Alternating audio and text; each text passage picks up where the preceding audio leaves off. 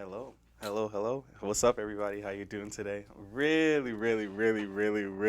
excited about today.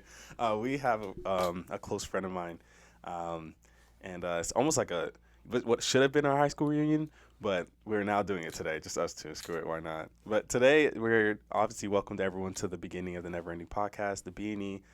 This is the show of people, the beginning of stories of us, how we came to be, and yeah, where our life will lead.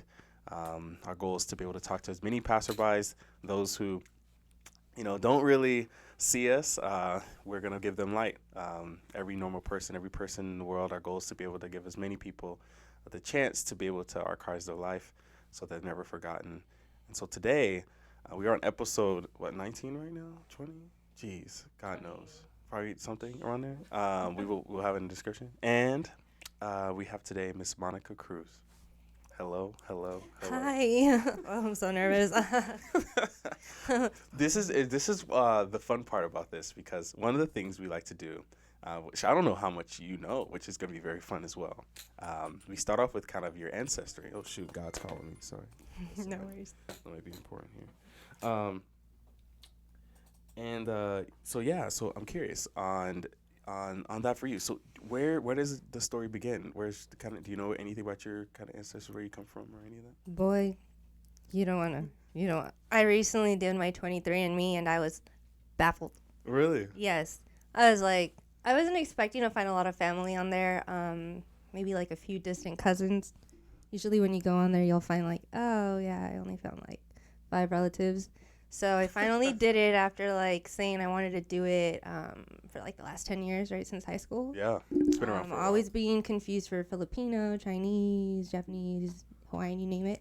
So I finally did it, and this thing went crazy on me. and it said that I had like over 2,500 relatives on the 23andMe site. And I'm like, I don't even want to see the ancestry. There's 23andMe, Ancestry.com, and a whole bunch of other ones, and that's just one. Wow. And so I was just like, I knew it. You're like, so you knew it was something about you're like, I resemble too many people. Yeah, one time I remember I was at a bus stop and some guy, like I had just got a fresh nose piercing and it was like a slightly bigger gem. And this one man asked me, he's like, "Are you Indian?" And I was like, excuse me. And he's like, Are you Indian? And I'm like, oh, no. He's like, "Oh, you look Indian." And then he just like walks away and I'm like, oh, okay. And that was like during my college years. And then during my high school and my middle school years, everybody would say like, "Oh, you must be Chinese. Oh, you must be like Filipino or something." So what do you know? So I did it, and it said I'm like 0.05 Chinese, Oh, okay. but that's like the most visual part of me. Like you could see that. But I'm mainly Hispanic. It says like indigenous from the Yucatan Peninsula or something like around Okay. there. Or maybe that's my mom's. I was looking into hers too. Sorry. You're digging deep. Yeah, I've been trying to do my family tree for like the longest time, and it's just so confusing because, so this is my background. Okay, so my mom and my dad, neither of them know their biological fathers. So my mom doesn't want to know about him, and he might have already passed away. So from what she knows, she has like a lot of other stepbrothers and sisters. The same thing with my dad, I guess. Like, he doesn't know his biological father, and my grandma always kept that hush-hush from him. And, like, even when we did try to ask her, she never said anything. She didn't want him to know. And, well, she's already passed. All of my grandparents, except my grandfather, my step-grandfather, have passed. So it was, like, a big mystery. And I'm like, well, why doesn't she want to tell us? Like, is it, a her thing, or is it, like, a family thing? So I went on searching and digging, and yeah, it says that from what we know, our ancestors from my dad's side are from Zacatecas. My dad was born in Baja California, Mexicali, and he was, I believe, like naturalized at 19, so that's how he got his status over here. And my mom, she was born in Mexico, and I believe it was Guerrero, Mexico. So yeah, she's Hispanic. So this is so, we ever start off at a great pace, girl. great spot to start off here. So first things here, you mentioned most of your relationship is with your grandmothers, right? You didn't really have a connection with grandfather, obviously because they weren't there. Do you know what type of personality they were? Your mother's side versus your father's side, or were you close to them at all? Yeah, so my mom had my parents both had like a really rough upbringing. So they were like the underdog in their story. Um, and pretty much, I'm so sorry. No, you're What good. was your question again? No, so I was curious. Short-term memory. No, I was curious, which is kind of like, your kind of grandmother and. Yes. So, my grandmother on my mom's side, she was like a strong woman, single mother. She had two boys, and then my mom was the youngest, the female. Really? Yeah. Turns out my grandmother was kidnapped at a young age by her soon-to-be husband. And then along the lines, like later on in life, she ended up falling in love with him. And by that time, he was like treating her really bad because before he would like start treating her a little better and, take care of the kids. And so I guess my grandmother got affected by that. And the way that women are treated in Mexico back in that time was like not that great. And, you also have to cater to your man. So it doesn't matter how you got to that spot. But if you have kids, obviously you have to take care of them no matter what. So I don't know what happened. I know my mom told me the story, but it's just so long. Oh, yeah. Yeah, so my grandfather, wherever he was at the time, he left and he made a new family. He built a new family. He left my grandmother. My grandmother was really depressed, but she was also really smart. So she did a lot of drinking, and so when she would drink, I guess she would have like a lot of parties, and her friends would kind of like take advantage of that. And my mom was like the female, and she was like always taking care of my grandma, and she would get the abusive side of my grandmother because my grandmother would be like really sad and drunk. And but other than that, my grandmother was also really successful. She had her own salon in Mexico, in that little town, and so she had a lot of money, and so she was saving up money for my mom's future.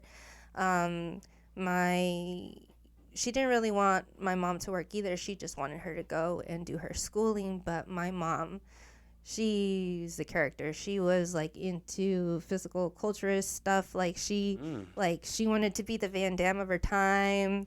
Like she wanted to be a martial artist. She was doing Televisa. That's pretty much, she was on broadcasting as an extra on television.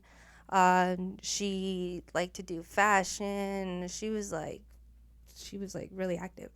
And my grandma was just like, oh, you're set for life. You don't have to work. You just help me in the salon. The salon will be yours. She named it after my mom and everything. But yeah, so my mom had some troubles with my grandma because she was always rough on her. And I would say my mom started her journey over here one day because she just couldn't take it anymore. Yeah. And actually, she got convinced by her older brother, my Uncle Mario, to come over to the States. And so they they came over here when I believe my mom was like maybe 17 or 18. I don't know.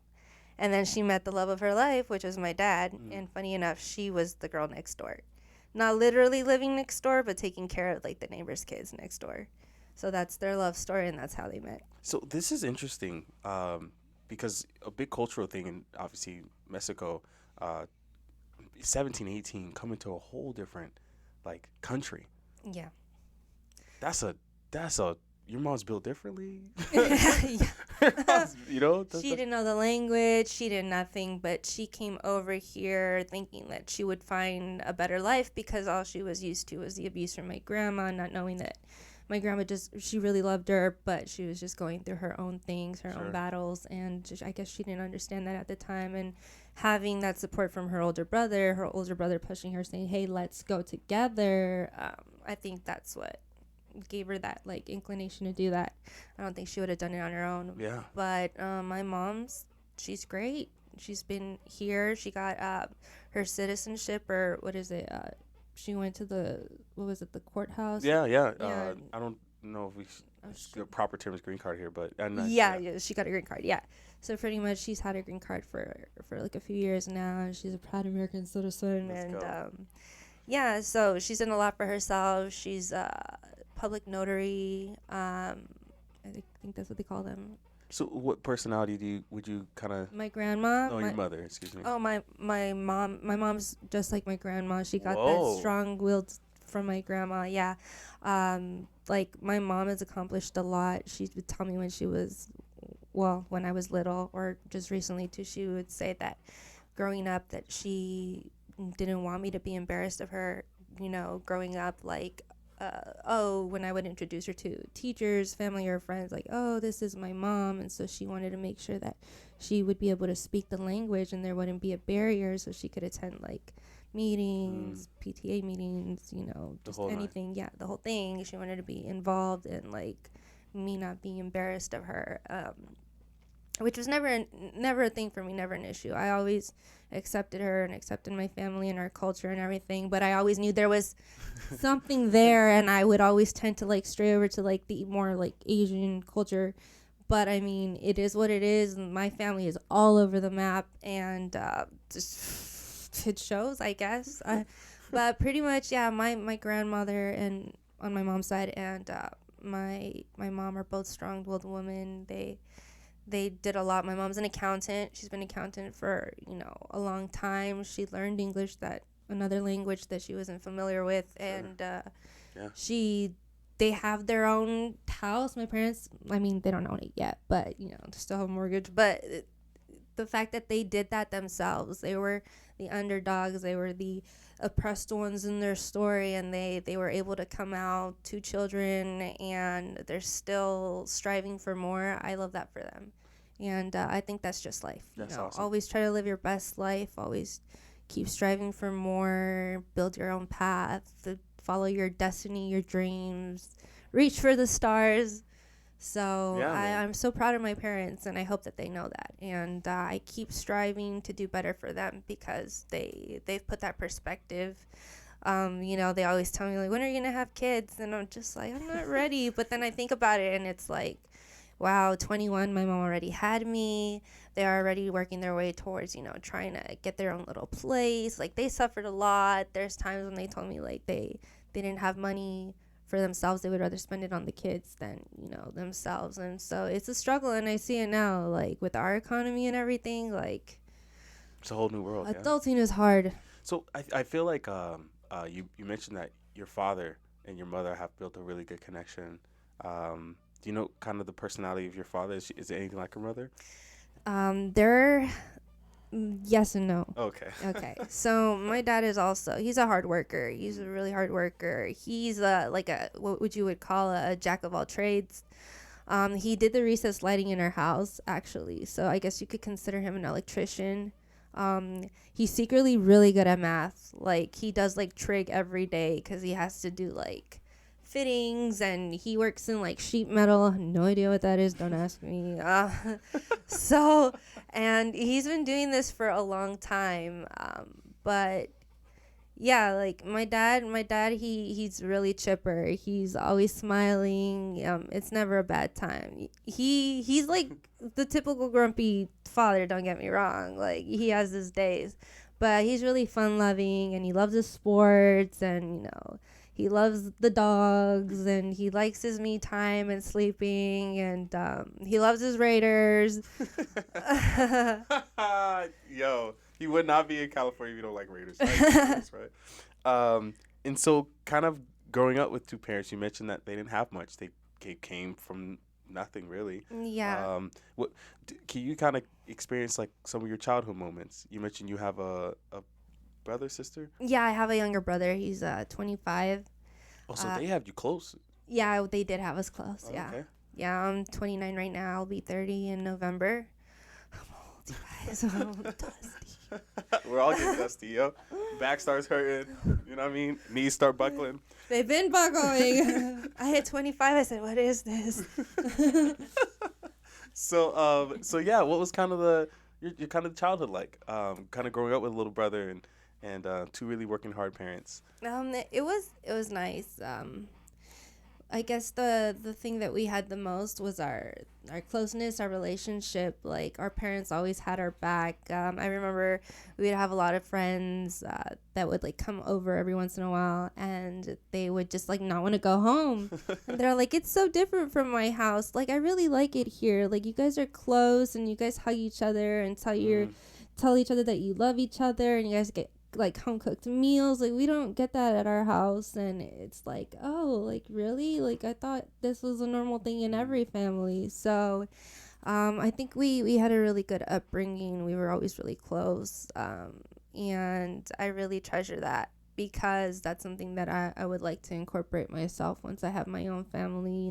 Still have that closeness, still feel that love and that warmth as much as I can, because nobody knows how long we'll be here for. And I know I felt a big difference during that whole COVID thing. Like I have not gotten one solid hug or like anything in like a long time, and it makes a difference. Like I don't know, it just does.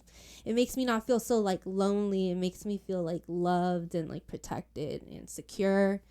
And I really love that about my parents and my family. So we try to keep that bond. Yeah. Yeah. I imagine that you mentioned being a kid, you kind of had this kind of lot of love, given around. What type of personality were you as a kid? Oh my gosh. I was like the comedian in my family. Okay, I was a big comedian. I don't know if I'm still a comedian. I guess I can't.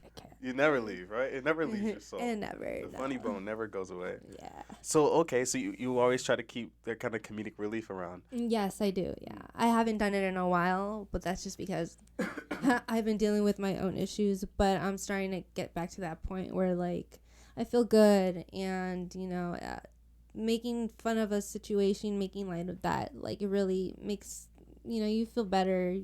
There's a lot of things that happen that are out of your control, and so the best thing that you can do is just try to put like your best foot forward, and just take it one step at a time, day by day. Just try to be positive as much as you can, because nothing comes good out of just dwelling in the things that you can't control, or like the things that are happening.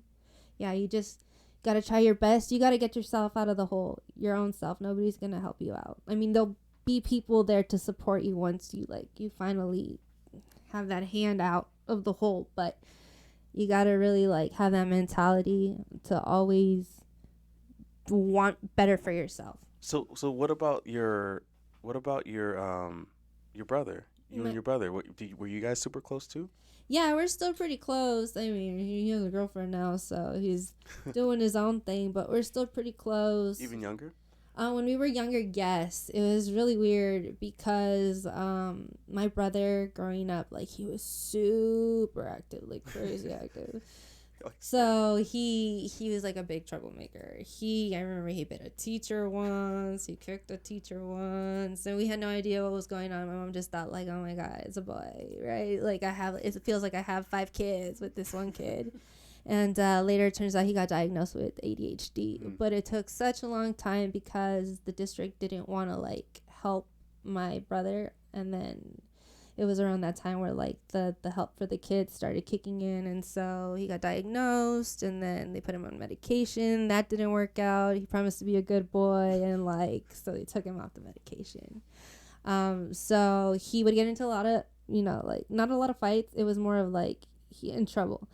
So at home, when he would get in trouble, well, it was different back in the day. You would get disciplined. You get a spanking, a pow-pow, right? Yeah. And so for some reason, he was my baby. That's my baby. That's my little brother, right? So I guess any time that my dad would come out with like the sandal or like the belt or just whatever, I'd be like, no, that's my brother. Don't touch him. Hit me. Whoa. And so a lot of the times, like, I would get the spanking, or my parents would feel like so bad, and they just would tell him like, no, don't be doing that, because, like, they don't want him to keep doing it. And obviously if I'm there taking the spankings for him, he's not going to learn. But pretty much that's why he's a spoiled brat right now. I'm just kidding.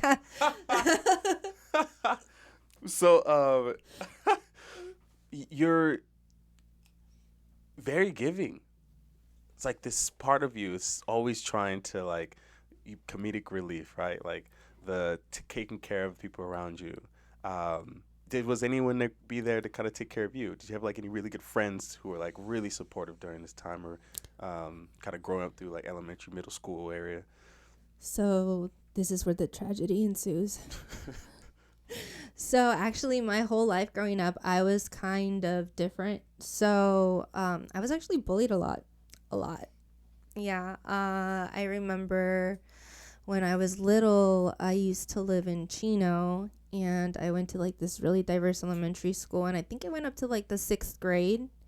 I don't remember like how far up it went. Sure, yeah. I don't know. It was called Newman Elementary. Ooh, Newman Heights. And I went there for a brief time, and I think I remember moving somewhere towards the 3rd grade, and then I moved to Fontana, and I was born in Fontana.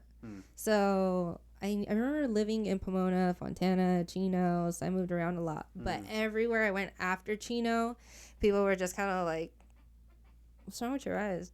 Well, why do you look like that?" Like Fontana, the population is really Hispanic. Like really Hispanic. I was kind of afraid of going to Fall High, no lie. I was like, oh my God, once I get to Fontana High School, I have to bring out the sombreros. I have to get super into my culture, because I apparently like that's what I'm seeing and that's what I'm hearing is going on during the assemblies and like whatever in the quad. And I was kind of like, like I was saying into my Asian stuff and whatever. And I was like, and I already had my parents going like, "You're Mexican, Monica. You're not Japanese. You're not like, oh, like what's so wrong with it?" Like I love the culture. So, and then I was also a gifted student, and so I'd be that person asking like the questions like towards the end of class, and those kids like getting really upset, like, "Yo, I'm just trying to go to recess." And so I really had to dumb myself down. Like I realized that pretty early on, and so I was like, oh, they know now, like, I need to be quiet. Nobody likes me. And so I got picked on a lot. I remember getting, like, slapped across the face during recess under, like a slide. And I was just minding my own business, reading a book. I remember another time where I was in, like, the cafeteria lunch area, and I was just, like, drinking a carton of chocolate milk. And then this guy used to pick on me, like this guy like twice my size, little white kid, and I think he liked me, but whatever. He used to pick on me, and I think he told me something, and like that was my first bad word. That was like it. Like I was done. Like it was like 5th grade, my first bad word, because this kid like bullied me up until like I don't know what grade. And I remember that same kid, the last day of school, he like literally he tried to drop kick me. He jumped in the air and he tried to drop kick me, and I went like, and he fell on his back, and I was like, whoa. And he was so mad. Like, he was on the floor for a while because he was a bigger kid, and I was already, like, past the gate, past the school, right? And he caught up to me, and he was upset because he was made a fool in front of his friends, and he pinned me up against the gate, and he stepped on my shoelace. Like, he pushed me around. Like, he had pinned me up against the gate. Then he pulled me off the gate, turned me around, stepped on my shoelace, and then pushed me. And so, like, I pretty much tumbled into the street. And I'm just like, what? And I was just like, are you serious? Like, what's wrong with this kid? So pretty much that was elementary. Or that was middle school. Wait, so is there a teacher, a friend, any like superwoman, man, someone coming like say, "Yo, this is out of line"? Like anybody, like anybody coming out anywhere and trying to be like, "Hey, this is not cool here." No. Actually, I got into a lot of trouble because of like progressing stuff. So I guess around like my 12, 13, I started rebelling. I started my life. Like, where do I start? I started seeing the paranormal. My houses were haunted. Just a lot of stuff went in between. A lot of bad energy was coming into the house. There was arguments with my family. I did not want to be home. It's like a lot of stuff that happened in between all of this, though. I did have somebody help me. Another person I consider my grandmother. She's long gone as well. Her name was Caroline Smith. She used to do our taxes. Yo, She used shout to. out to her. I know she had been doing our taxes since before I was born, and she just happened to be a medium. So she had told me once before that I have like a long line of strong women in our family. And well, after I recently done this 23andMe, I was like, no kidding.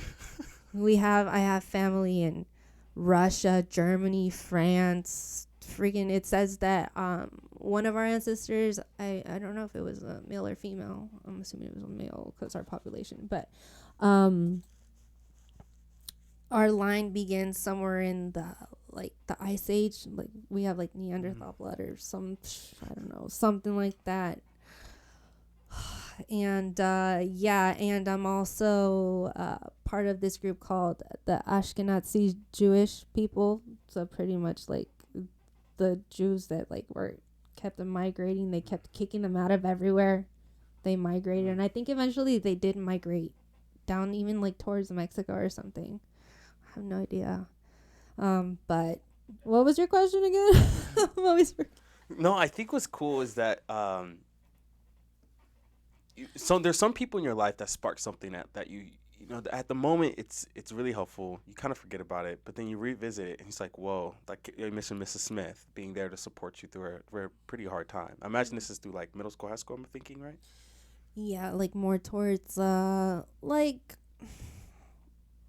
So I would when we would do our taxes yearly, like I would have different little encounters with her. When I would go into like her tax building, she'd have like the crystals and rocks with the incense, and then like after she would do the taxes, she would read my parents, or she would be like, "Hey." Like one time, she freaked out my mom because my grandmother had just passed away, and Carol, she hadn't seen my mom in like forever, and she was doing her taxes and she was talking to her and she's like, hold on. My mom was like, what happened? And she goes like, somebody is trying to give you a message. They want you to know that this and this and that. And my mom was like, she gasped and she was like, how did you know that? She was just like, oh, because this person told me. And then she goes like, did your mom just recently pass? And then my mom said, yeah, she did. And she like started crying. And I guess it was true. Like my grandmother had left her important documents in this area and she couldn't pass because she didn't tell her. And I guess it ended up being like the deed to the house or something. Yeah, to the house that she had in Mexico. So crazy. And then another time where I met with Carol and she took me to this place that had like a labyrinth. Or is it called labyrinth? Yeah, labyrinth. Yeah. Labyrinth. There we go. Like a maze almost. And I met a shaman, and yeah, like they've been telling me since I was little that I'm gifted and I'm special, and I'm like, sure, that's why I have so many bullies, right? But no, yeah. So I like that kind of like gave me a spark too, I guess, knowing that like I have a bigger purpose in the world, like I can trust her because she talks to spirits and like she's like a really warm feeling, and like yeah, like it's someone that I consider like a grandmother. So I think she had an impact on my life. My grandmother's had an impact on my life. My grandma on my dad's side, like she had an impact on my life. She was silly like me. She was always like, I know what you're doing. I'm not gonna say anything. Or she'd just give me a face. Like she was just like really chill about everything. All she wanted was her little coffee. No Starbucks. Give me coffee from McDonald's. Give me coffee from 7-Eleven. She loved her coffee. And then the thing about my grandma Gracie or my grandma Graciela, she always had her hair red. Doesn't matter what. She's not the typical grandma. Like ever since forever, she's had her hair wine red. Like, and her sisters also had their hair wine red. Yeah. At one point. I don't know why, but that's probably why my favorite color is red. Hey. Dark red. So, it's crazy. So hopefully, now that you kind of, grandma, Mrs. Smith, you know, you got some support. I imagine high school, you must be like, all right, I'm back, you know, full force, ready to get it. I know we were close, not super close, but I know we were close in high school, and I remember who you were and the personality that you had. Um, but you never know what's going on in someone's mind. All you know is just kind of what you see on the outside, you know? And um, for me, in my perspective, right, I really enjoyed your company. Anytime I talk to people, they had nothing but positive things to say about you. But I'm curious, like, what was the world like for you? You mentioned it, especially in elementary, middle school, you didn't really get the good end of the stick. Coming from Chino, jumping to like, I think you said Pomona, jumping over to Fontana, where you were born. You would hope that like, hey, this is my people. You know, they'll accept me for who I am, but you didn't really get the acceptance, like, you know, like the beauty and the love that you have for Japanese culture. You thought it could be right, but high school is kind of the place where you can find that click in a way. So I'm hoping, is there some sanctuary there? Like, what does that look like in this time? So in middle school, I did end up having a few friends. Okay. I did have friends. And actually, I met one of like my best friends.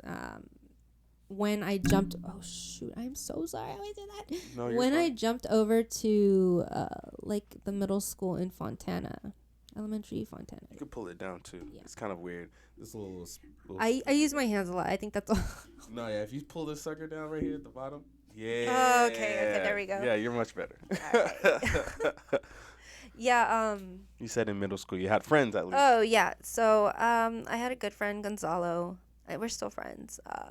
And we were friends into the end of middle school, and then I had to move. And when I moved, I ended up moving to North Fontana. So it's a little different than South Fontana.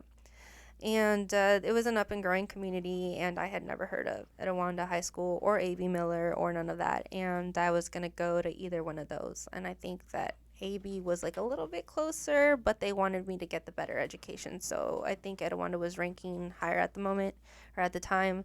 So they sent me to Etowanda.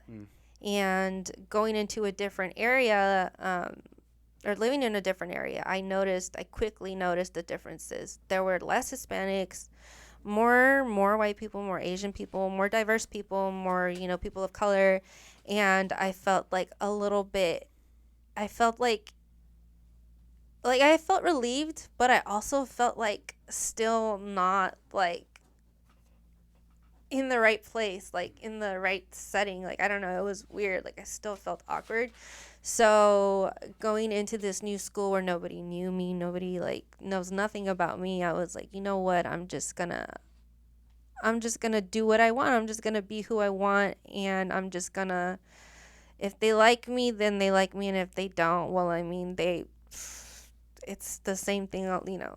I've been going through this my whole life. Like, I really don't care at this point. And so I was just kind of like the anything goes mentality.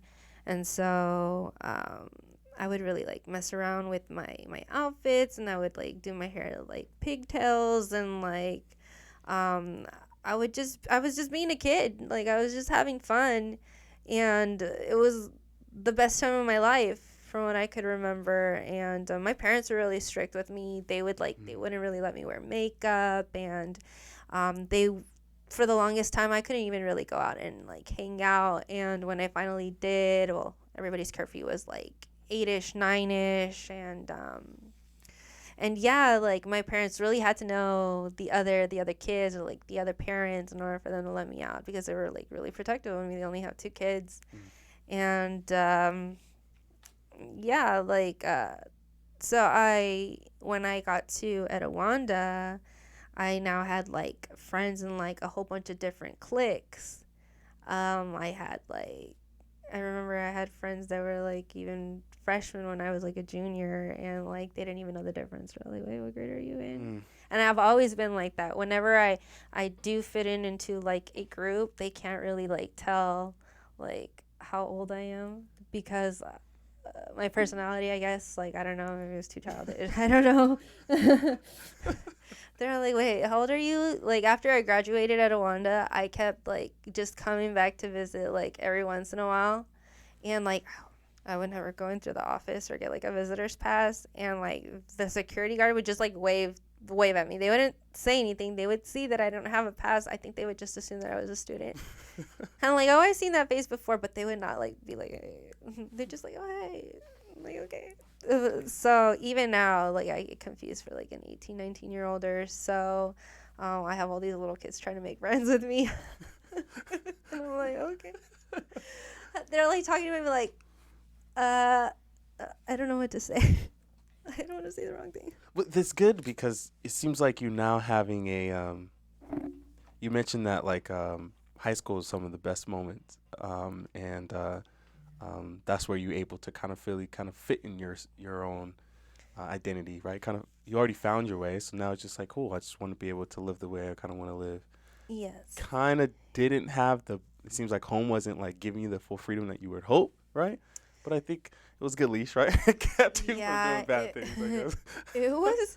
it was just a struggle, because I did have a good childhood, but there were some things that we had to overcome as a family growing up. Like my dad did used to be like like a sort of an alcoholic. He was abusive, and I would get hit as well. Like I remember like one time, like I don't remember who it was, if it was my mom or my dad, but I remember like my aunt came over, or she rang the doorbell, and around that time we were in my room and my mom was wiping off my nose because it was just like so bloody, and she was like, oh my gosh, your aunt's here, like let me just. And I think my dad had just like finished like hitting her and like hitting me, and so my mom had like a big old like beat up lip and whatever, and so that kind of like went on for a little bit. And this is where it gets all messed up. I remember when I was like in elementary school, I went to school one day and we had like reading around a table with the teacher when we were little, and the teacher went, Monica, you can read next, and she grabbed my arm and I was like, ow. And the teacher saw, and she saw that I had like bruises all over my arm, and she said, how did that happen? And I told her, oh, I fell off my bicycle, and she did not buy it. And later that day when I got home from school, Child Protective Services was already at my house, and my dad was just getting home from work, and sure enough, the police took him into custody. And I did not see my dad for maybe a year. I don't know how many months. Yeah, I got him imprisoned because he ended up hitting me, and that was not okay. And so that's like a core memory that I remember growing up, and it kind of sucked, but that kind of like opened up my dad's eyes too, and had him realize that that's not the life that he wants to live, and that's not how he wants to be seen by his kids, and that's not how he wants to be. That's the product of what he saw growing up, because times were different back then. And my step grandfather would do that to my grandma, and well, like I said, his life wasn't that great to begin with. So I had that growing up, and believe it or not, I did see ghosts. I did have like many haunted houses, and I would be like really quiet or scared or always drawing. I was also like too smart for my age, I guess. So after like middle school or whatever, like I said, I just kept to myself. Like I have all of my awards, like I have honor roll, principal honor roll, and everything. Like I still have all of those. But once I got to high school, I was just like, I don't really see a point to it. Like nobody's like giving me merit, giving me a reason to like want to push forward. Like I'm over here just trying to figure out like how to have people like just see me and not like make fun of me. So I wasn't worried about the grades. I knew where I was. I knew where I stood. Like I knew that I was definitely smart, and me hiding that, I was still hiding it. I just wanted to fit in. And there was times where like I said, anything goes. So people would come up to me, are you Asian? Yeah. Like, oh, I have a twin. I remember telling Carly McPherson, oh yeah, me too. And I felt so bad later on because I'm just like, I'm not a liar. I need to stop doing that. Like, I need to stop telling people that. But I said that because a lot of the times, like, people will confuse my mom for my older sister. And I'm just like, why not? Yeah, yeah, I got a twin too. And I just got so bad. Like, I just got like so blunt and stuff, and like I just didn't care. And I'm like, oh no. I remember like I came across and I said the wrong thing to this one girl who I want to apologize to you because that was not right, and I'm so sorry. um and you know who you are. Mm. And yeah, I got in trouble for that, and I deserve that. And yeah, I would just get into a lot of trouble. I think you and your brother traded spaces. Yeah, we did. um I don't even know how he was in high school, to be Oh, honest. okay. He graduated. I don't know. Yeah, my brother got like he calmed down more. He started playing piano. Whoa. Yeah, my brother plays piano. What do I play? I don't know. It's weird. I've been doing this conversation with people for a while, and they swap places with their. It's just almost like clockwork, right? It's just like one starts off very shy, introverted. Obviously, in the way being in an anime world, that's just like that's any suburban kid. But what's interesting though is that you're mentioning that your brother, as he goes and he grows and he becomes a little bit more in a way. I guess he has becomes a little more calmed down. He has takes a little bit more slow, to I guess offset his ADHD he might have. He's getting old. That's what's going on. I think it also has to do with him having a girlfriend. Once she came into his life, beautiful perfection, she like changed him into a whole new man because he was a little boy and now he's a whole new man. I mean, he still doesn't take out the damn trash from the restroom, but he's a man. Like, he has so much more patience. Like, he's so much more open to like doing stuff and exploring and going out to eat different places. And I would like to say that I helped with that because I try to give my brother the best life. I've been telling him since I was little, like, when we get older, I'm going to take you here and I'm going to take you under my wing here. And so the moment that I had a chance to do that, like, I did that for him. I didn't want him to go through the same experiences that I did. I was like, if you're going to have a friend, it's going to be me, and I'm going to give you the best of life, whatever. So I remember when we both started going to like college, we both started like having classes together, and I'm like, okay, cool, we're going to the same school, whatever. And so when we would go on break, I'd be like, hey, let's go get lunch here, let's go try this here, let's go do this here. And the really cool thing about that is that now he's like, he can speak for himself. He can go order. He can go like, oh yeah, I'm going to take my girlfriend out to this place. It's really cool. Like, I don't know how he snagged a job at the Cheesecake Factory, but Hey. good for him. Like, I'm so proud of him.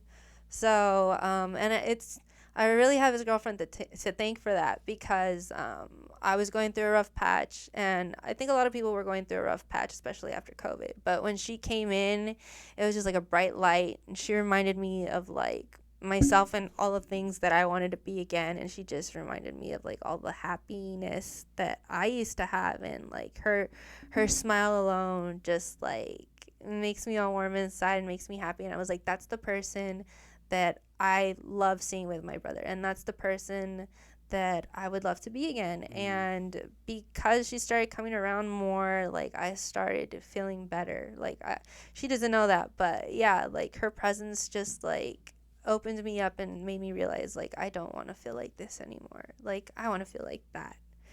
And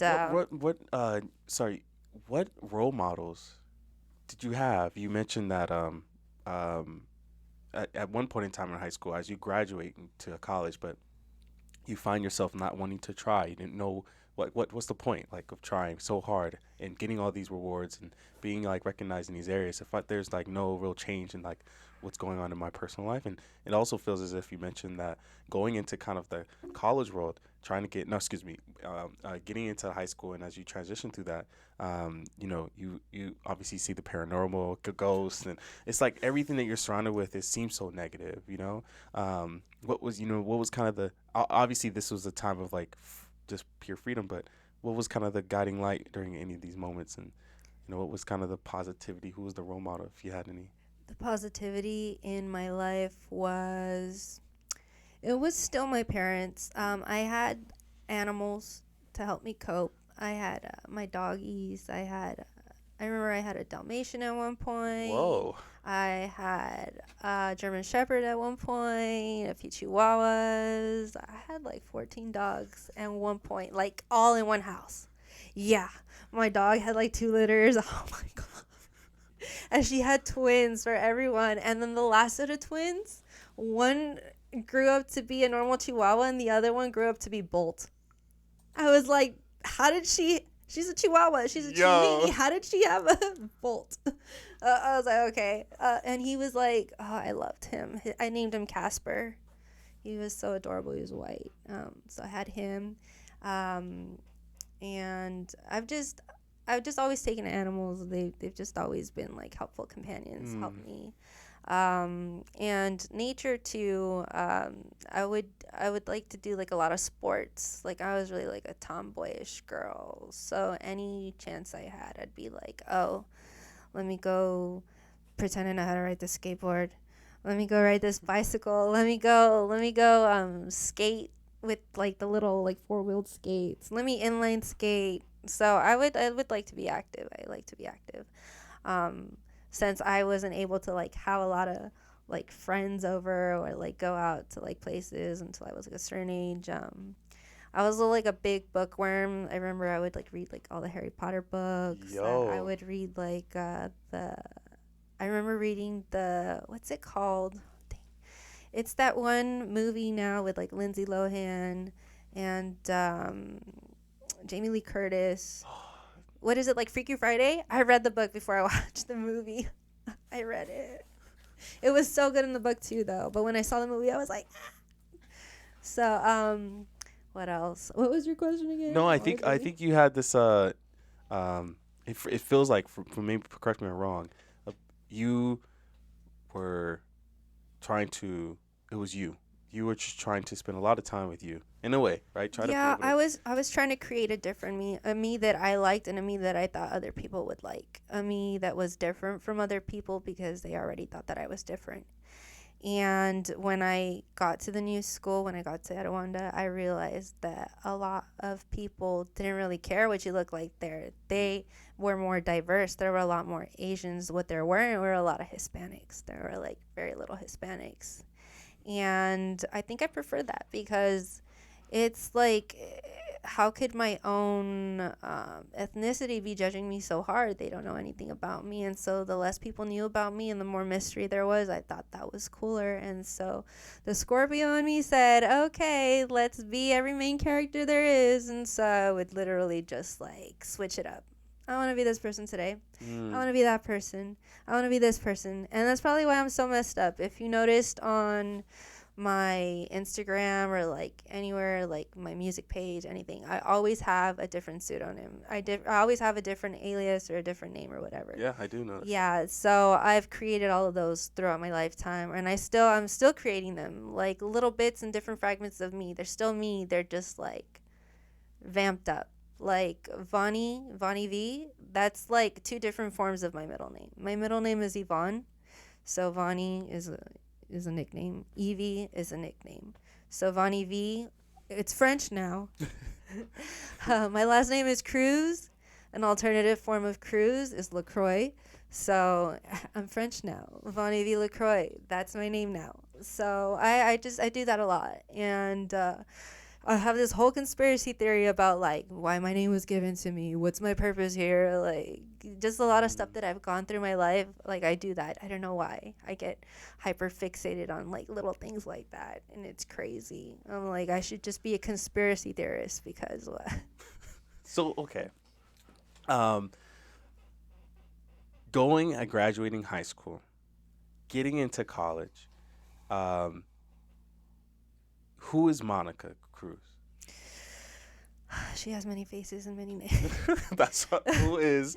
It's really hard because I think it was like one of the questions you asked me previously. Sorry. You're fine. It was hard because I didn't know what I wanted to do in high school, and I still don't know what I want to do. There's so many things that I can touch. Like I want to do painting. I want to do drawing. I want to do something like physical, like sports related. I want to try everything at least once in this lifetime. Like there's so many doors, and I want to like knock and see what's behind each and every one of them. And I think that's been my issue transitioning out of high school and into the real world, because I've always been asked, what do you want to do? What do you want to do when you grow up? What do you want to do? And I'm like, I don't know. I'm one of those people where you say, a jack of all trades, master of none. Kind of sucks. But it's kind of fun that way, because I want to be one of those people that eventually that it's like, oh yeah, I got a doctorate. Oh, I got a master in this. Oh yeah, by the way, I'm a part-time this. Oh yeah, I got this. Oh yeah, I also know about this. Like, I dabble in crypto. I dabble in audio engineering. If my mom would have let me go and sign up when I was in high school, I probably would have been fresh out of the Air Force. You know, like, that's something that I wanted to do.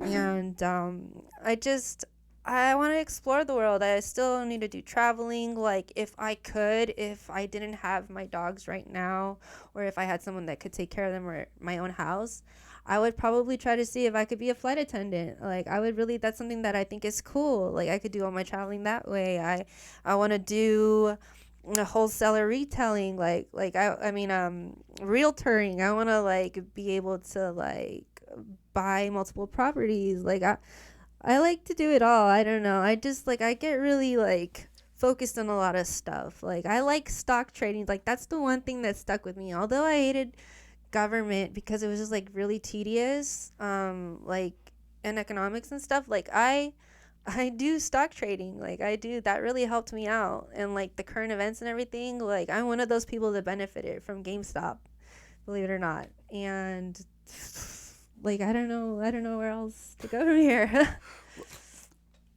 But I have to do this again. Okay. So you're talking a lot about occupation that Yeah. kind of represents your identity and your image. Yes. Throughout your kind of story, you talk about the way you wanted to have the relationship with how people perceived you, but also how you perceived yourself, right? This kind of constant battle of like, I just want to be accepted, because the main focus is to not be bullied. But that common question that you mentioned that comes into your life of like someone trying to predict your future, right? You talk about the medium of Mrs. Smith. You also talk about like yourself of like, who do you want to be when you grow up? What do you want to be when you grow up, right? Who am I going to be today, right? In a way. But like internally of like your journey, right? Is college, when you step into college. Oh, we got a question. We got a question. Wait, okay. So sometimes this is live, right? Oh. So we get questions from certain people, and so You want me to read it? yeah, sure. I'll pass it around. We need you to have a mic. I'm gonna have to attach that the other day. So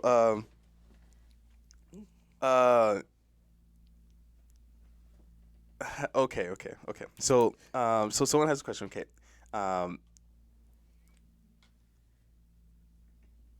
Oh shoot! I have a question. If you could ask her, many children's bruises go unnoticed. In her case, when the father was taken out of the home, did her family treat her differently or blame her at all? And did her father come back into the home afterwards? Yeah, so I felt really guilty, and my mom would cry a lot, and she would even feel guilty, but I never felt like, how do I explain it? Like, I felt some guilt. I felt like, oh, I probably could have hit it better. I probably, like, if I would have done this better, like, this wouldn't have happened. But I think it's something that had to happen. My dad never really knew the precautions of what his abuse was doing. And my mom would just take it because she loved him. And, like, that really did, like, a reality check for him. Like, although I wish that he didn't have to go through that. He did have to go through that. He did rehabilitation. He like learned what I don't know like what exactly they do in the rehab, but I'm sure they probably told him like, oh, this is not a good thing that you're doing in your household. I know he got anger management, so that really helped him out, and to this day like he has not like touched any of us. He has not done anything like that of the sort. Besides that, he's too grumpy and old. But like, yeah, like once, like I would visit him every single chance that I got because I just felt so guilty and I just wanted my daddy back home. And I loved my daddy. Like, no matter what, like, even if he had hit me, I felt like I probably deserved it. But my mom would tell me, like, no, it's not your fault. Like, oh, your daddy's okay. Don't worry, your daddy will be back. And my dad never showed any resentment to me. He would be behind the bars or behind the glass, and he would just be like, I love you. I'll see you soon. Take care of your mom. Don't be sad. Don't cry. You know, it's okay. It's not your fault. And because he knew what he did. And, you know, I'm glad that he grew from that and that he owned up to his mistakes and that he saw that. And once he got out, yes, he did come back. But by that time, he wanted to start fresh, and I think that's why we did the big move. He wanted to get out of that space. He wanted to have, you know, their own house because they lived in a property owned by my grandfather. And so they thought that a lot of their problems would get better once they were doing their own thing and they were, you know, their own family and could live the way that they wanted to. And with my dad's new knowledge and new way of being, they started again. But yeah, the reimmersion back into having him back into my family, it was pretty quick. I'm not gonna lie, my mom was like a little worried because she didn't know how he would react or what, because she was used to him for a long time, getting like that. But my dad completely, he proved to her that like he didn't want to be like that anymore. He like stopped drinking. He stopped drinking. And Wow. the reason why he stopped drinking was because that was also giving my mom PTSD. She thought that she had to deal with that because, like I said, like my grandmother would get really abusive and would hit her. And so she thought that she had to take it because she loved him and she had kids. And in Mexico, there's like no really divorcing. You have kids and you stay with your husband no matter what. So they've really stuck it out and they've really been through a lot of stuff. And but if the father, if he shows great change and that his kids are important and that, you know, that's not something that he wants to be or show, or he doesn't want them to grow up with, then it shouldn't be too hard to like get back into your normal life cycle. One step at a time, and like it's gonna take some trust, but you know, you can do it, I would say. Huge. Great question. Dang it. I'm kind of speechless here. Okay, so one of the questions I wanted to ask, and I know this is we're kind of catching up to now current times, going throughout college and getting into kind of now modern day, like kind of, you know, pre-COVID. What was kind of I think that's a big era of life, right? Pre-COVID and post-COVID. It's almost like before Christ and after Christ, and almost. So pre-COVID, what was kind of life like, and then what was kind of life like after COVID? Oh man, okay. So pre-COVID was really bad for me. 2017, I was working at Starbucks and I just happened to slip on ice and I fell and I had a really dramatic fall and like I injured my back. That injury wasn't treated fast enough, and from there I developed this thing called fibromyalgia, which is an autoimmune disease. Not disease, sorry, disorder, which means like pretty much like my body attacks itself, and how do I say it? Like I feel exaggerated pain. So for a long time, I was getting like the worst of it. So I would be like really irritated, and they were giving me like a whole bunch of different medications, and like some of them were causing me anxiety. Other ones were like giving me like even worse side effects. And so I had a rough time and I became the worst. I like hit rock bottom and I just hated myself. Everything that I worked so hard for, it just went down the toilet. Like I thought I had like finally reached enlightenment and like I was like getting better and like, you know, being the best me, self-servient and just like everything, and then like that goes and ruins everything. And so that like I took a really big step back and I was stuck in a box for years, which is pretty much my room because I couldn't do much, just in bed or like just crying because I was always in pain. Because the fibromyalgia, it affects like my joints, my muscles, my bones. And so when I'm telling you, like, I'm 25 and I was already like, damn, I feel like I'm 80. Like, I'm serious. Like, I'm serious. Yeah, so I went through a rough patch, and like I was so mean. I was the meanest.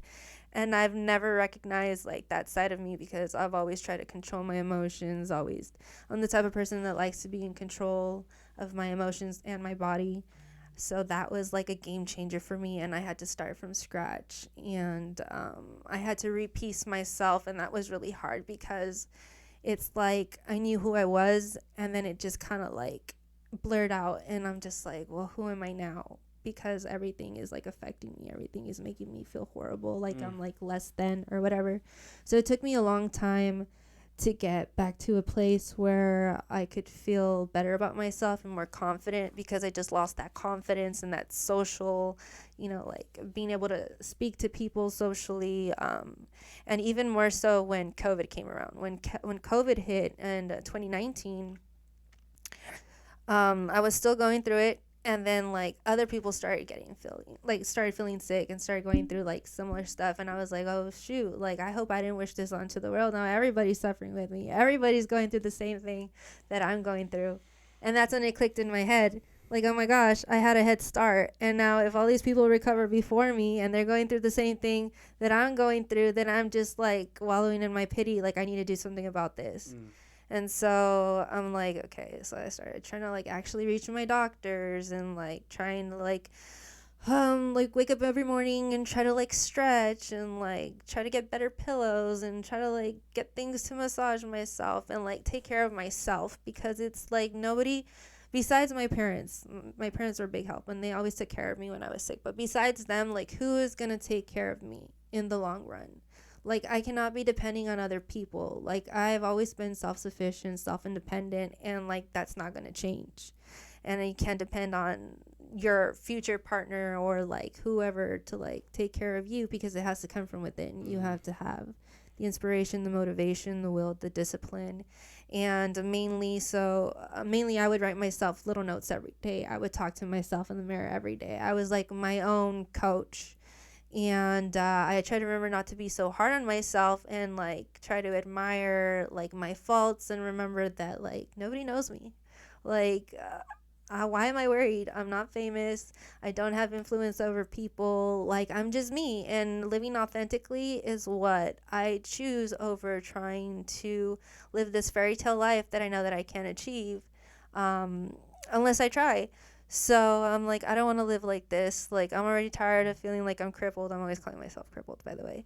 Because for a while I would walk with a cane. It was that bad. But yeah, I'm just like, I don't want to see myself in that way. And I noticed, and I know that other people, they don't see me in that way either. They're like, you have such a long life to live. You'll bounce back. And I want to believe that that's true. And I want to get back to playing soccer and doing half marathons, because I used to do that, and like just doing all these fun things and activities with the lower half of my body while I still have functionality. Like, I want to do it all. So I'm really like, I want to say goal oriented, but I have a lot of dreams, and I just try to make the most out of it. And I want to like, I really don't want to pine on like all of my hardships and all of the sad things in my life, because I'll go onto TikTok or I'll go onto Instagram, and then I'll see a guy in a wheelchair freaking doing pull-ups, and I'm like, oh my god, like seriously, like that's sick. Like, why am I upset? Like, if he can do it, then I need to bust ass. Like, so that's like my mentality. And I'm sorry, I honestly don't even know what you asked. No, I think I think you answered the question and some. Okay. Looking back kind of at your life, and the journey that you've had so far, um, how do you feel about it? I would not trade anything. I wouldn't trade it for anything. There's been a lot of things that have happened in my life that were sad, but only the universe knows why things happen. And like I said, there's not much that I can control. Maybe in the metaverse, I did something different. But in this universe, I'm doing what I need to do. And I think I'm following the right path. I'm doing what my heart says, and I'm trying to be the person that I needed when I was younger, and I'm trying to give all the love that I can because it's all that I can give. I would rather fill the world with love and help and support than like just make it a worse place. Like I don't see how that helps anyone, but that's what I try to give. I try to put my best, like I said, my best foot forward, and I try to give everybody a safe space. Like I want everybody to feel safe. I want everybody to feel loved because that's exactly what I needed when I was younger. And I know if somebody had at least that one person, they'll be okay. And it you probably see my eyes kind of tearing, but yeah, like I really care about people. Like it doesn't matter who you are. Like I really love people. Maybe I'm an alien. I love humanity. But yeah. Um, I think there's some truth to the fact that you mentioned the special. I think there's not a lot of people in the world who can go through life, uh, get beaten up, and then not give up.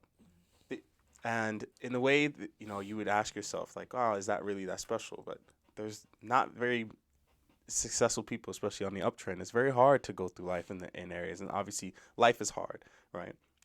And life is harder for some than it is for others, but the experience can be the same. What's hard for me may be just as hard for you, but it's just different what the hard is, right? At the end of the day, is what do we do with that?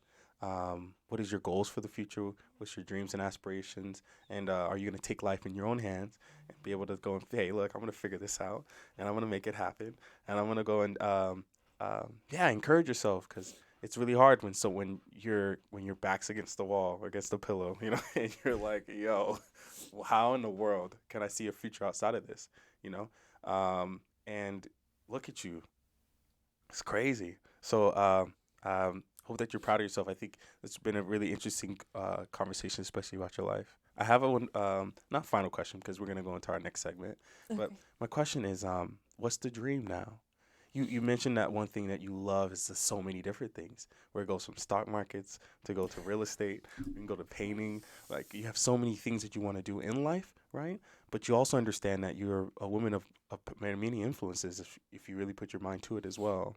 So I'm curious on kind of like looking back at your life and just revisiting as we just did, and now kind of turning around and saying, okay, what's next? What's the dream? What are you fighting for? What do you want out of life? What's the goal? Sorry, I like burp. No, you're. So right now, I guess right now I am trying to build a foundation for my future. So I'm looking into like equity, looking into trying to get property. I mean, it involves a lot of money, but that's the goal. Like save up a certain amount of money. That way I can look into properties because a girl gotta move out. I don't want to be living with my parents till I'm 40. Unfortunately, that's where it's at. And hopefully, if I do that, I'll have a few properties in the future. And with that, I want to like kind of like rent it out to like family and help out my family in that way, like rent to own in a way. Like they'll help me get the money back in the property, and then eventually it'll be like, okay, you deserve it. Like here you go. This is how I want to help you.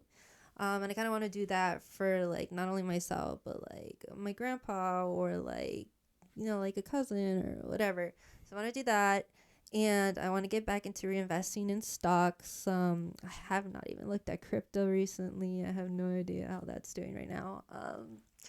And I want to get more focused on my music that I'm making. Mm. The issue with me is that like I have a lot of little hobbies, and when I talk about them, I'm like, it's not that serious. It's just a hobby. It's not that serious.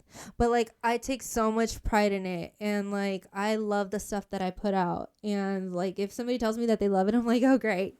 But for me to be like, oh yeah, it's a song, I'll be like, no, it's a pop. It's a track. It's just like 30 seconds, but enjoy. So I want to get like more focused on that and see what I can produce because I have so many ideas, and it's just I just need to like manage that more. I want to get back into like drawing, maybe do some like die cut stickers, maybe do some like some what is it, merchandise, like sweaters. I don't know, I just like have a bunch of ideas. Right now, what am I trying to do? Well, it seems like you have there's I think that's the beauty I think of you is just that you have these things that you want to go and target and get after. The question is, which one do you want to tackle first? It's like, why not all of them, right? So right now, my main one is like I've been lagging so hard. My main goal is to get my damn degree, just to like get it already. It's in language arts. And then that's a whole nother thing because growing up, I was like really into like learning Japanese and learning Russian and learning German. And at one point I had, and I forgot all that. Obviously, I forgot it all. And now it's like I still want to do that. I was hoping when I got into that field that I'd be like a translator, or that I'd be casted as a translator, like, oh, let me be Angelina Jolie stunt double, I speak Russian, like something, like, I don't know. So yeah, like that's something that I want to do, and I just want to finish it and like hand it off to my parents and be like, yeah, stop bugging me. Just show that I have some progress and I have something, because I need my mom to stop telling me like, how are you gonna survive once I die? Like, oh, like that's probably why I'm so like resilient and like I keep going, because my mom is like, oh, so I'm gonna die and you're fucked. Like I'm like, no. Like, I have no comment. Mom, we could just skip this. Like, come on. Like, she's always on my ass. I know. Like, listen, God, man. You know what I'm saying? It's hard out here, from these millennials, man. What's going on here? I'm like, I'm sorry I don't have kids. How am I going to survive with kids? Like, why are you asking me if I'm going to have kids? I'm living with you.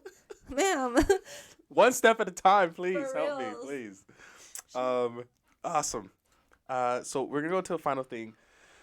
We call it Deep Questions now, where we get to go and ask you a list of questions that we have now that kind of revisited everything, in hopes that you would find some new cool ways to be able to answer some of these. These are pretty interesting, we would say the least.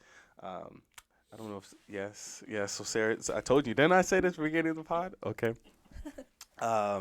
So it's, so Sarah's going to grab these guys. Yeah, don't these have been curated beforehand, and we took a lot of thought into these questions. So okay. You ready? Yeah. Okay. What's something you should have done but didn't, and why? Just like randomly. I forgot to feed my dogs. I probably should have fed them. Why is that what you're asking? Like, oh Lord, yo, dogs are sitting there like, yo, what's going on? I thought she loved us. Okay. My dog's like, so feeding time is at noon today. Such a good answer. All right. Okay, I think this is a good one. If heaven was one moment to be relived over and over, what would your heaven be? Damn. That's a hard one. Oh, I'm like, is that me? Is this? Oh, so it was me the entire time. Yeah, I got to figure out these chairs. I don't know what's going on. Let's see. What's my heaven? Dang. That's a great question. You know what? I don't know. I don't think I've made it to heaven yet. Yo. Why is that? Everything is so beautiful. Like, I can't pick one over the other. Like, I don't know. Like, I love nature. I love food. I love animals. I can't pick. I don't know. You could relive that over and over and then nothing. Yeah. Just living on planet Earth. There you go. That's my heaven. Get it. If you had to give one sentence tagline for your life, what would it be?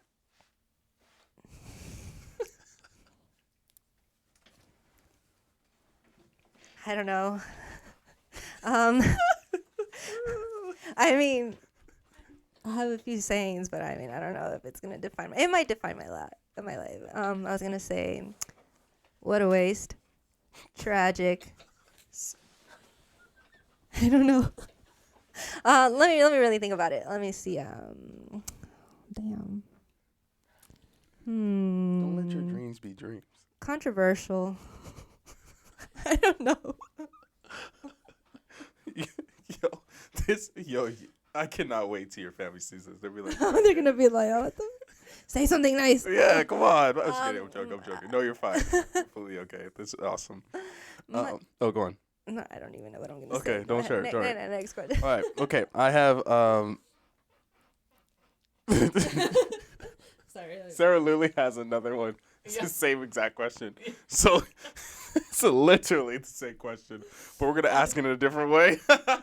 All right, and then I swear to have one more question after that, and that's it. Okay. If your life right now was a book, what would it be titled? I thought about this, but I just actually have never thought of like a title. Oh, okay. I've thought about like, oh man, somebody's gonna ask me for the rights to my story. Just watch. We're gonna have a whole movie, but I haven't thought about a name for a book. Let me see. They already have Memoirs of a Geisha, so I can't do that. I'm not a geisha. Why you do like Yvonne LaCroix? Like, what did you say? Vonnie V. LaCroix? Yeah, dude, I'm telling you, that's just clean. You know what I mean? That's what I would name the book, dude. Because it's not, because technically it's like, you have like these alternate personalities. That'd be a great book. Wouldn't it be? That'd be, I mean, just. It would be like a comic book in that case. Yo, that would be hard. Awesome. I love it. Okay. Final question. What is preventing you from becoming the best person you want to be? She said, where the bread at?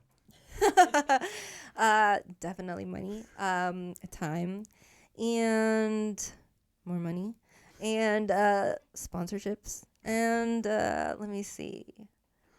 That covers it all. She said, just give me the paper. Just give me it, and I'll figure out what. Watch what happens. Watch what happens. It's gonna multiply.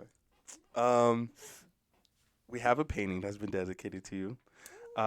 This is pretty cool because I'm not gonna lie, we've had this painting was drawn by my 6-year-old sister. Give a hand clap to her. Yes, she was legit. What's really cool is that this painting has been sitting here for a minute, and we have a few guests that came on and got to see it, right? But you chose this one to kind of be as the wall of paintings that we have for your life.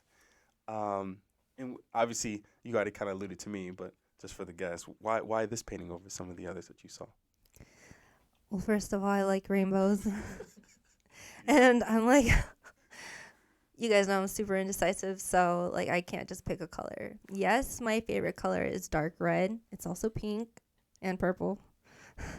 But I think like pretty much it kind of describes life. Like there's always a storm before a rainbow. And there's a bunch of different colors. You might think one's prettier than the other, but they all tell a different story. So I really like rainbows. Like it's like the little kid in you always, right? Yeah, it just makes me happy. See, there's a little heart right there. Just like it's my sunshine, my little, you know how they say there's like a little pot of gold at the end of the rainbow. I'm still searching. I think it led me to Chase Bank, but I don't have Chase. Yep. Any final thoughts? Any other things you would like to mention before we go? Yeah, I think this is a really cool, like, safe spot and a really cool place to, like, get your story out. And if you haven't done it, I think you guys should check it out. Like, they make it really fun, really inviting. And if you want to tell your story, I think you should come out. Give it a try. So if you guys haven't, you guys should check out B&E, The Beginning of Never Ending. She's like podcast. That's why. What's going on here? Yo, listen. Follow her. Don't follow us. Subscribe, follow her. Okay. Okay. Where can people find you? You guys can find me on Instagram. I'm under vonniev.lacroix. You guys can also find me on SoundCloud. It's soundcloud.com/vicious-sneaka. Hey. My SoundCloud, my name for my artist name is Sant Moni, which is another like pseudonym for like, Santa Monica, Saint Monica, but at the same time, Dim Monica. So I could go either way. Look, just follow, listen. I think for everyone out there, it's- Monica is actually. You know what? We're gonna do this. I'm gonna do something very spontaneous here. Hold up. Before we go, I have to bring this because this is important for me. Got it. Okay, one sec.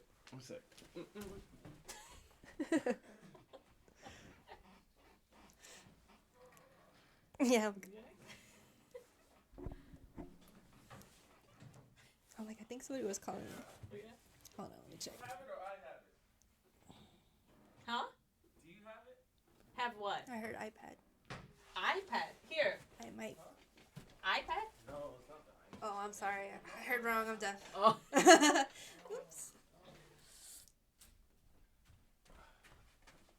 I could have sworn you had it. Is it back there? Which one? The book. What book? Oh, I don't have it. Dang. All right. Well, we're gonna have to maybe do this another day. No So I worries. brought my yearbook here for this interview. Oh my God, I've been asking And for the yearbook I too. have it, but I don't know where I put it. I forgot to bring it onto the show. I know. It's probably inside that big box you have over there, sir. It's in that gray. So it's probably. So listen, guys, I messed up here. This is what happens when you do things live. No, in the gray box. In the gray to the left. The big treasure trove of golden happiness and something. Think in God's green earth. Is it in there? Oh, and then God said, "Let there be light." We are in here, boys. All right, so I think you've written in this, and I remember I freaking had it. And I wanted to pull it up. Oh, Monica, I know you've written in this, but I just can't seem to find it. So we're gonna post this on our IG page, okay? And comment, like, subscribe, share us, and if you want to see, okay, if we get we get like 100 likes on this video, we're gonna post. I'm gonna post the actual. I'm just gonna post some pictures, but I'm gonna post the actual message she put on my notebook if I can find it, okay? But for everyone coming out, we're gonna have to show pictures and stuff later. And yeah, we're grateful for you coming and joining us, and we're appreciative for you kind of sharing your story with us. Thanks, appreciate you guys. Thanks for letting me come out. And you're very inspiring. And I think for sure that what you have done and the life that you have lived and so far you've gone, I've been grateful. And like I mentioned, from my interactions with you, especially when we were in high school, dude, I loved it. I loved when you were around. Loved it. Like, it was just awesome. Crackhead energy. Dude, it was just awesome. I was like, yo, like, it was during lunchtime, just spending time with you in general, it just felt like it was, like you mentioned, you creating that safe space. Mm-hmm. And I think, obviously, no one knew what was going on. I had no clue. But one of the things I think is really important is the fact that you're able to still go on that journey and find you. And I think you should be allowed to be whoever you want to be. And, it's just a matter of time, and I hope that appreciation is shown, so I'm grateful to have met you, and I'm grateful for you to be in my life, and also really excited for some people to get to know a little bit more about you. I know we're destined for great things. I just don't know what it is yet, but we'll figure it out together. Yeah. Soon but surely. Thank you for everyone. Have a great evening. Happy Monday, and let's get skilled this week.